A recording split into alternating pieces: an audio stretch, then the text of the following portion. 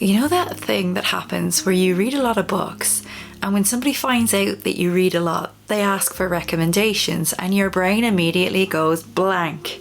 That has been happening to me quite a bit lately, but having thought about it, there are 5 literary novels that I consistently recommend. They're all literary, beautiful and emotionally written, the kinds of stories that stick with you for a long time after you have read them, and I'm going to recommend them to you today. The first book that I'm going to recommend is a book that was published only this year. It's the second novel by Ocean Vuong, and this novel is The Emperor of Gladness. This novel, quite frankly, floored me. We follow a young Vietnamese boy named Hai living in America, and the book starts out as he is standing on the edge of a bridge about to jump and take his own life. Things go up from here. So this is a book that very much is about identity and family and found family and grief and loss, and it really is quite funny as well in a lot of ways, which very much surprised me. I think Ocean Vuong's range is impeccable. It's also a novel that's really about joy and how we hold on to that even when it seems pretty much impossible. What I really love about this novel is how quiet it is. There's so much emotional impact, but it never shouts. The language just speaks for itself. Ocean Vuong is of course first and foremost a poet, so he understands how each word can shape a sentence, can shape a story. This, I have to bow down to him. It's a masterclass in emotions and relationships, and there are so many themes in here that just gripped my brain, and I find myself thinking about this book months after I've read it. If you're in the mood for something that will make you both laugh and cry, pick this one up. The next recommendation I have is my favourite read so far this year. I read it in June and I don't see anything overtaking this one just yet, but there's still time, we'll see. Anyway, the novel I'm talking about is Open Heaven by Sean Hewitt. So again, we have a novel written by somebody who is known more so as a poet than a novelist. We're seeing a theme here. This is a novel, quite a short one at that follows a young man who has grown up in a very small town or a village even, and he is in this novel a teenager. He's gay and somebody in school outs him, and he finds himself trying to navigate that and trying to find his place in this community and in the world when he feels sort of isolated and othered by people and doesn't really know where he's going, what he's doing. It's very much a coming of age novel, and the crux of this story really happens when another teenager moves into a farm down the road, and our protagonist James gets to know this boy and they strike up a friendship. And this is very much a queer novel, but it goes places that I wasn't expecting. It subverted my expectations. We navigate queerness and grief and faith and friendship and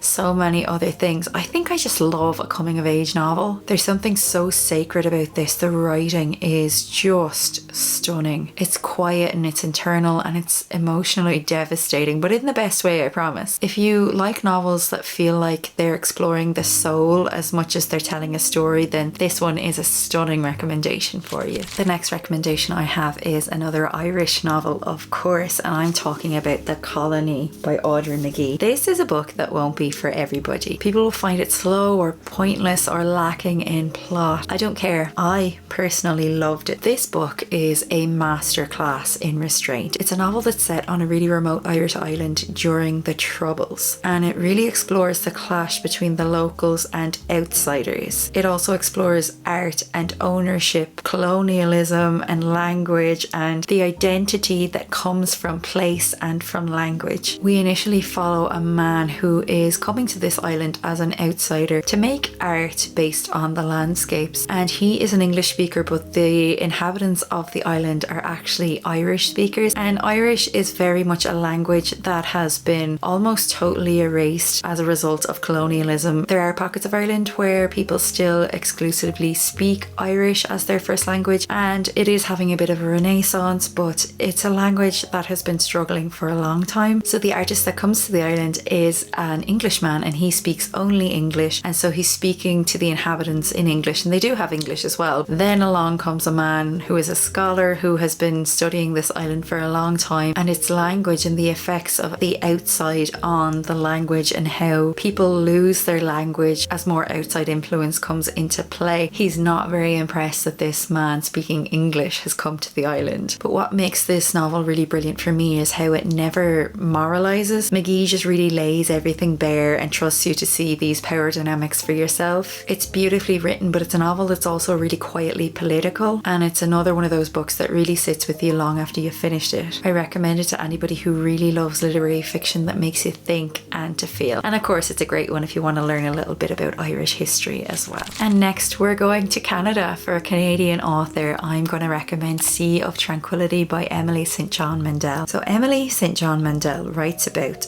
time and art and connection in a way that feels at times really expansive but also really intimate. Sea of Tranquility is a novel that moves between time, between centuries, from 20th century to like the far-flung future on a lunar colony. This book is really about loneliness and creativity and the way that our lives can echo throughout time. I love novels like this one. It's another really short one, and I love when a short novel packs so much of a punch. I thought this was so clever. I really love to recommend Emily St. John Mandel as an author who writes literary novels with a bit of a speculative spin. Her writing is really graceful and meditative, and it's a really quiet and reflective book that I just think about so often. I don't want to give any of the plot away because I feel like giving anything away in this book is giving away too much. Read it and hopefully enjoy it. And next then is a novel by author Ronan Hesse. The novel I'm going to recommend is Panenka. So this is yet again another really short novel. We follow a man who is struggling a little bit. He made a mistake in what was a thriving football career many moons ago, and he's still living with the effects of that and